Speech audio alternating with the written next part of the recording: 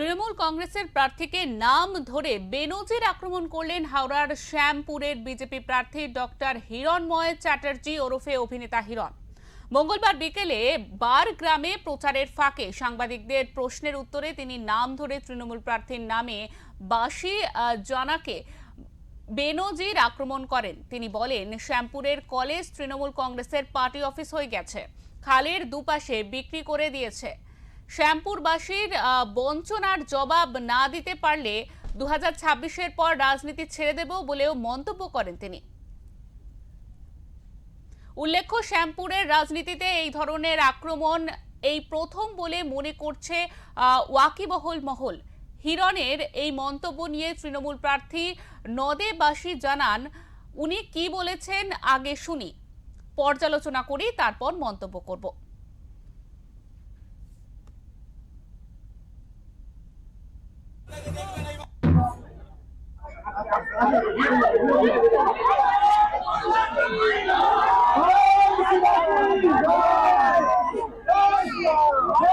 আজকে শ্যামপুর কলেজটাকে তৃণমূল কংগ্রেসের party office বানিয়ে দিয়েছে। শ্যামপুর কলেজের ডান দিকে যে দোতলা বাড়ি, দোতলাতে উনি পার্টি অফিস চালান। মাননীয় শ্রদ্ধেয় সম্মানীয় নদেবাসী জানা মহাশয় যে খালের ধারে বাড়ি ভাড়াটায় থাকেন, সেই খালটাকে বিক্রি করে দিয়েছেন। বাকি 26টা খালের জল উনি খেয়ে ফেলেছেন। ফলে 26টা খালে কোথাও কোনো জল নেই।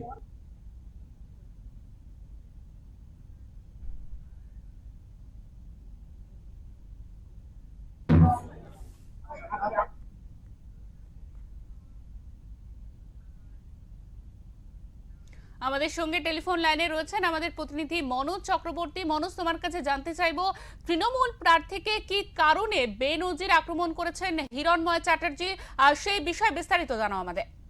দেখো, যেটা জানা যাচ্ছে যে শ্যামপুরের রাজনীতিতে এ যাবৎকাল এই ধরনের মন্তব্য সরাসরি নাম ধরে আক্রমণ কেউ করেনি, কিন্তু সেক্ষেত্রে বিজেপির মাটি শক্ত করতে শ্যামপুরের বিজেপি প্রার্থী ডক্টর হিরণময় চট্টোপাধ্যায় ওরফে হিরণ ব্যক্তিগতভাবে একদম সরাসরি শ্যামপুরের তৃণমূল কংগ্রেস প্রার্থী নদেবাসী জানার নাম ধরে আক্রমণ করেন।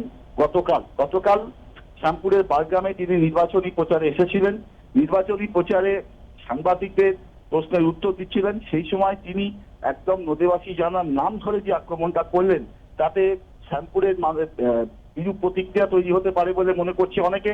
যেটা জানা গেছে, তিনি বলেছেন এদিন গত 25 বছরে শ্যামপুরের মানুষের সঙ্গে বিশ্বাসঘাতকতা করেছে তৃণমূল। এই বক্তব্যটা কিন্তু স্বাভাবিকভাবে রাজনৈতিক বক্তব্য হতে পারে, কিন্তু একদম নদেবাসী জানার নাম ধরে তিনি বলেছেন বেলপুকুরের খালের ধারে তিনি বাড়াবাড়িতে থাকেন, সেই খাল সহ আরো 26টি খালের দুপাশ তিনি নদেবাসী জানা বিক্রি করেছেন এবং খালের জল খেয়ে নিয়েছেন। এই কোট আনকোট এই কথাটা বলেছে, খালের জল খেয়ে নিয়েছেন, যার ফলে শ্যামপুরের দূরের জায়গায় এক ফসলি ধান উঠছে।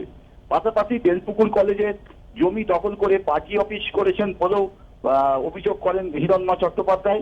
এছাড়া সবচেয়ে বড় বিষয়, যেটা শ্যামপুরের অর্থনীতির অন্যতম বুনিয়াদ ইট শিল্প, সেই ইট ভাটা শিল্পে শ্রমিকদের বর্ধিত বেতনের কমিশন খেয়েছেন বলেও তিনি মন্তব্য করেছেন।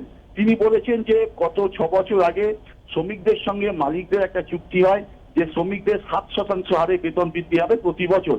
2 বছর দেওয়া হলেও বাকি 5 বছর এখনো পর্যন্ত দেওয়া হয়নি। আর এক্ষেত্রে মালিকদের সঙ্গে যে শ্রমিকদের যে চুক্তি হয়েছিল, সেই চুক্তি আইএনটিটিউ করিয়েছিল, আইএনটিটিউসি চুক্তি করিয়েছিল বর্তমান তৃণমূল কংগ্রেসের প্রার্থী নদেবাসী জানা, কিন্তু তারপরে আর হয়নি এবং সেই শ্রমিকদের মালিক জন্য কথা বলার জন্য কাউকে পায়নি। সেই শ্রমিকদের বর্ধিত যে বেতন, সে বেতন কমিশন খেয়ে মালিকদের কাছে চুপচাপ থেকে গেছেন নদেবাসী জানা, এমনটাই অভিযোগ করছেন তিনি। একদমই মনোজ, তোমাকে অনেক ধন্যবাদ।